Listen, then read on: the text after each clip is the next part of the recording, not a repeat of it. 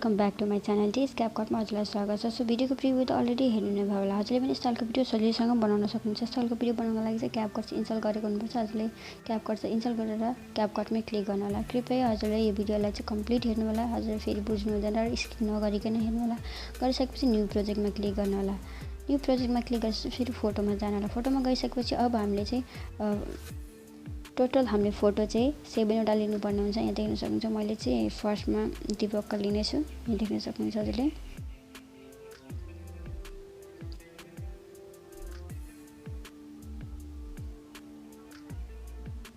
7वटा लिनेछु। यहाँ देख्न सक्नुहुन्छ हजुरले पनि। सो गरिसकेपछि एड अप्सनमा क्लिक गर्नु होला। यसले गरिसकेपछि अब हामीले स्क्रल गर्नु होला र फर्मेटमा क्लिक गरेर 60:9 दिनु होला। दिइसकेपछि फेरि ब्याक आउनु होला। ब्याक आइसकेपछि अब हामीले लास्ट पोजिसनतिर जानु होला। गइसकेपछि इन्डिङमा सिलेक्ट गरेर डिलिट अप्सनमा क्लिक गरेर डिलिट गरिदिनु होला। गरिसकेपछि अब हामीले अल फोटोलाई रोटेट गर्नुपर्ने हुन्छ। रोटेट गर्नको लागि चाहिँ फोटोमै क्लिक गरेर फेरि यसरी स्क्रल गर्नु होला र एडिट अप्सनमा क्लिक गरेर रोटेटमा यसरी रोटेट गर्नु होला। 1 टाइम्स क्लिक गर्नुपर्ने हुन्छ हामीले। फेरि नेक्स्ट फोटोलाई पनि त्यसरी रोटेट गर्नुपर्ने हुन्छ। सो नेक्स्ट फोटोमा क्लिक गर्नु होला सिलेक्ट गरेर। सो गरिसकेपछि एडिट अप्सनमा क्लिक गर्नु होला र रोटेट गर्नु होला। फेरि नेक्स्ट फोटोमा क्लिक गरेर फेरि स्क्रल गर्नु होला र एडिटमा क्लिक गरेर रोटेट गर्नु होला। फेरि नेक्स्टमा पनि त्यसै गर्नु होला। फेरि नेक्स्टमा पनि त्यसै गर्नु होला।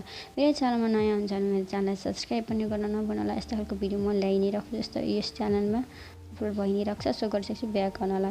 आइसकेपछि अब हामीले स्क्रिनमा फिट गर्नुपर्ने हुन्छ फोटोलाई। फोटोमा क्लिक गर्नु होला फर्स्ट फोटोलाई र यसरी स्क्रिनमा फोटो फिट गर्नु होला।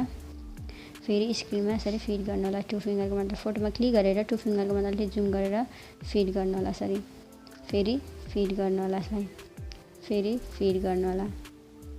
फेरि फिट गर्नु होला र फेरि फिट गर्नु होला। गरिसकेपछि अब हामीले स्टार्टेड पोजिसनमा आउनु होला। आइसकेपछि अब हामीले फोटोलाई ड्युरेसन दिनुपर्ने हुन्छ। फर्स्ट फोटोको ड्युरेसन रहेको छ 2.8 सेकेन्ड रहेको छ। सो 2.8 सेकेन्ड रहेको छ। सेकेन्ड फोटोको ड्युरेसन रहेको छ 1.2 सेकेन्ड। थर्ड फोटोको ड्युरेसन रहेको छ 1.1 सेकेन्ड र फोर्थ फोटोको ड्युरेसन रहेको छ 1.0 सेकेन्ड रहेको छ। र त्यसै गरी हाम्रो 5 नम्बर फोटोको ड्युरेसन रहेको छ 1.1 सेकेन्ड रहेको छ। 1.1 सेकेन्ड दिनेछ यसलाई चाहिँ। त्यसै गरी हाम्रो हजुरले चाहिँ यही तरिकाले गर्नु होला। फेरि हजुरको बिट अनुसार मिल्ने छैन त्यसैले। अब 6 नम्बरको ड्युरेसन रहेको छ 1.1 सेकेन्ड रहेको छ यसको पनि। र लास्ट फोटोको ड्युरेसन 7 नम्बर फोटोको ड्युरेसन रहेको छ 1.4 सेकेन्ड रहेको छ। सो गरिसकेपछि अब हामीले स्टार्टेड पोजिसनमै आउनु होला। आइसकेपछि अब हामीले एनिमेसन दिनुपर्ने हुन्छ। सो एनिमेसन दिनको लागि चाहिँ फर्स्ट फोटोमै क्लिक गरेर एनिमेसनमा जानु होला। कोम्बोमा जानु होला। गइसकेपछि स्प्यानिङ देख्न सक्नुहुन्छ। स्प्यानिङ टपमा यसरी क्लिक गरेर राइट गर्नु होला। गरिसकेपछि फेरि नेक्स्ट फोटोमा पनि एनिमेसन दिनुपर्ने छ। नेक्स्ट फोटोमा क्लिक गर्नु होला। एनिमेसनमा क्लिक गर्नु होला। फेरि कोम्बोमा जानु होला।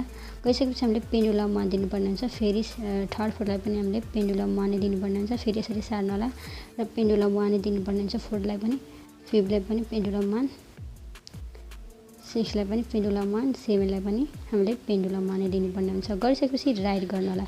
गरिसकेपछि फेरि स्टार्टेड पोजिसनमा आउनु होला। अब हामीले इफेक्ट दिनुपर्ने हुन्छ। इफेक्ट्स दिनको लागि चाहिँ स्टार्टेड पोजिसनमै आउनु होला। आइसकेपछि इफेक्ट्समा क्लिक गर्नु होला। सो भिडियो इफेक्ट्समा क्लिक गर्नु होला र यहाँ ट्रेनिङ, बेसिक, बिल्डिङ पार्टी हजुरले इन्टरनेट चाहिँ अन गरेको हुनुपर्छ। सो 3D र मोडमा जानु होला र मेटियरको इफेक्ट खोज्नु होला। मेटियरको इफेक्ट मा सिलेक्ट गर्नु होला। गरिसकेपछि राइट गर्नु होला। गरिसकेपछि यहाँनिर ट्रिम गर्दै सेट गर्नु होला। यसलाई चाहिँ सेट गर्दै यसलाई नै हामी कपी गर्नु होला। फेरि नेक्स्ट फोटोमा पनि यसरी ट्रिम गर्दै यसरी सेट गर्नु होला बक्समा।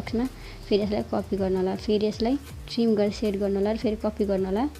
फेरि यसलाई कपी गर्नु होला। फेरि यसलाई कपी गर्नु होला। फेरि यसलाई कपी गर्नु होला। गरिसकेपछि फेरि यसलाई पनि सेट गर्नु होला। गरिसकेपछि अब हामीले यसलाई एक्सपोर्ट गर्नुपर्ने हुन्छ। एक्सपोर्ट गर्नु होला। माथि एरो अप्सनमा रहेको छ।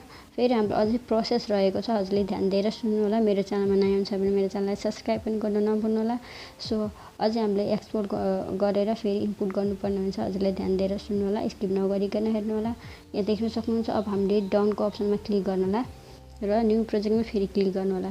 फेरि भिडियोमा जानु होला र अघिको भिडियो कहाँ रहेको छ हजुरले भिडियो क्लिपलाई सिलेक्ट गरेर एड गर्नु होला एड अप्सनमा क्लिक गरेर गरिसकेपछि फेरि स्क्रल गर्नु होला र फर्मेटमा क्लिक गर्नु होला र 9:60 को रेसियो राख्नु होला सिलेक्ट गरिसकेपछि 9:2 अनि फेरि ब्याक आउनु होला आइसकेपछि फेरि हामीले भिडियो क्लिपमा क्लिक गरेर सिलेक्ट गरेर स्क्रल गर्नु होला सरी स्क्रल गरिसकेपछि एडिटको अप्सनमा क्लिक गरेर 3 टाइम्स क्लिक गर्नु होला रोटेटमा 1 2 3 यहाँ देख्न सक्नुहुन्छ हजुरले पनि मैले पनि क्लिक गरेर देखाइसकेँ सो गरिसकेपछि अब इन्डिकलाई सिलेक्ट गर्नु होला र डिलिटको अप्सनमा क्लिक गरेर डिलिट गरिदिनु होला गरिसकेपछि अब हामीले ब्याकग्राउन्ड म्युजिक एड गर्नुपर्ने हुन्छ ब्याकग्राउन्ड म्युजिक हजुरलाई लिङ्क डिस्क्रिप्सनमा राखिदिनेछु हजुरले त्यहाँबाट डाउनलोड गर्नु होला सो ब्याकग्राउन्ड म्युजिक एड गर्नको लागि पनि स्टार्टेड पोजिसनमा आउनु होला र एड अडियोमा क्लिक गर्नु होला र एक्सट्र्याक्टमा क्लिक गर्नु होला हजुरलाई ब्याकग्राउन्ड म्युजिकको डाउनलोड लिङ्क डिस्क्रिप्सनमा राखिदिनेछु त्यहाँबाट हजुरले डाउनलोड गर्नु होला मेरो ब्याकग्राउन्ड म्युजिक यहाँ रहेको छ यसलाई सिलेक्ट गरिसकेर इनपुट साउन्ड अनलीमा क्लिक गर्नु होला यहाँ देख्न सक्नुहुन्छ सो हाम्रो भिडियो एकदम तयार भइसकेको छ हजुरले यहाँ देख्न सक्नुहुन्छ सो हजुरलाई चाहिँ सेटै गरेर दिनेछु सो हजुरले चाहिँ ग्यालेरीमा सेभ गर्नको लागि माथि एरोको अप्सन रहेछ त्यसमा क्लिक गर्नु होला so thank you so much next भिडियोमा भेटौँला अब हामी